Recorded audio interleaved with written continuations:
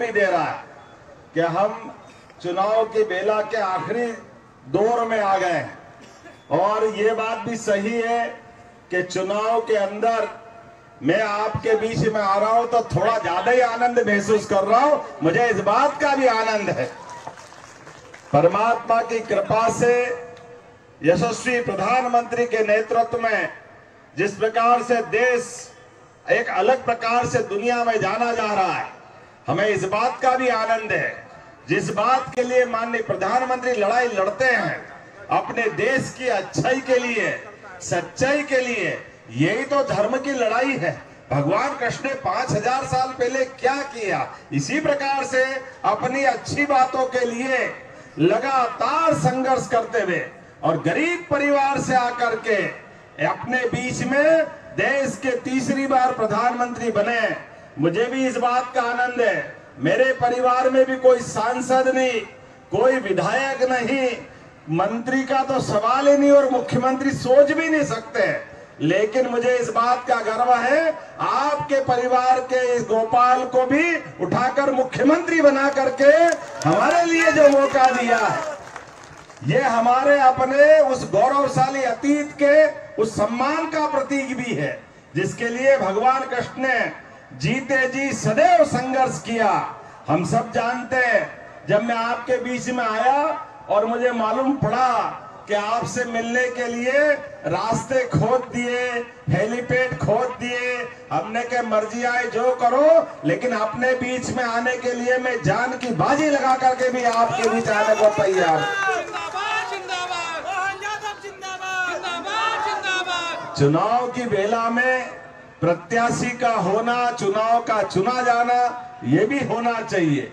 लेकिन चुनाव में आने के लिए ऐसा मन भी चाहिए जिसके परिवार से 10 बार इस विधानसभा से चुनाव जीता गया प्रोफेसर यादव जी और उनके परिवार के लिए भी जोरदार अभिनंदन। यह होता उदार मना भाव।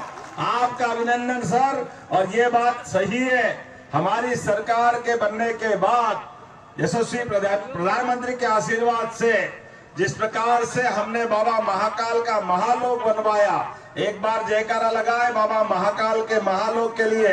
महाकाल महाराज की। जब महाकाल का महालोक आनंद आया, उज्जैन से मैं विधायक हूं और पहले 50-60 लाख लोग आते थे। आज गए साल टूरिज्म का बढ़ते बढ़ते आंकड़ा पूरे देश में सबसे धार्मिक पर्यटन के आधार पर कहीं लोग आए। मुझे इस बात की प्रसन्नता, मध्य प्रदेश में उज्जैन आए 7 करोड़ लोग से ज्यादा लोग उज्जैन में आए और हमारे लोगों की उज्जैन की आर्थिक स्थिति बदली। और जब अयोध्या में भगवान राम मुस्कुरा रहे हैं, एक बार बोले जय जय श्री राम, जय श्री राम। जब भगवान अयोध्या में माता सरयू के किनारे मुस्कुरा रहे हैं तो गोपाल कृष्ण ने क्या बिगाड़ा। हमारा जमुना जी का कृष्ण कन्हैया सबकी आंखों का तारा। आनंद आना चाहिए कि नहीं मथुरा में भी? तो जोरदार अभिनंदन करो। प्रधानमंत्री के आशीर्वाद के बाद हम सब परमात्मा की कृपा से जब बाबा महाकाल के महालोक का आनंद आ गया, काशी विश्वनाथ का आनंद आ गया, अयोध्या में भगवान राम मुस्कुरा रहे हैं, तो भगवान मथुरा में भी जल्दी मुस्कुराएंगे। बोलो कृष्ण कन्हैया लाल की। आपका चुनाव इसी बात का है। हम अपने आराध्य को, ये राम और कृष्ण की धरती है। दुनिया में किसी स्थान पे चले जाएं और अपने देश का नाम मत बताओ, लोग पूछे आप कहां से आए, आप केवल इतना बता दो कि मैं रामकृष्ण की धरती से आया हूं, लोग अपने आप कह देंगे हिंदुस्तान से आया है। ये गौरवशाली अतीत हम सबके भाग्य में परमात्मा ने लिखा है। ऐसे समय में जब मैं आपसे बात कर रहा हूं तो आज 5 बजे पहले मुझे 2 और सभा में जाना है। मैं तो सोच रहा था आपके बीच में जाऊं और मुनेर क्या स्वागत करता, ऐसा लगता रात यहीं रह जाओ, सब भूल जाए, इतना आनंद आपके बीच में आता। लेकिन कोई बात नहीं, चुनाव की घड़ी रुकती नहीं है, ये लगातार चलती है। आज आपसे निवेदन करने आया हूं, भाई जितेंद्र जी को भारी बहुमत से जिताओगे? बोलो जिताएंगे। एनडीए की सरकार बनाएंगे।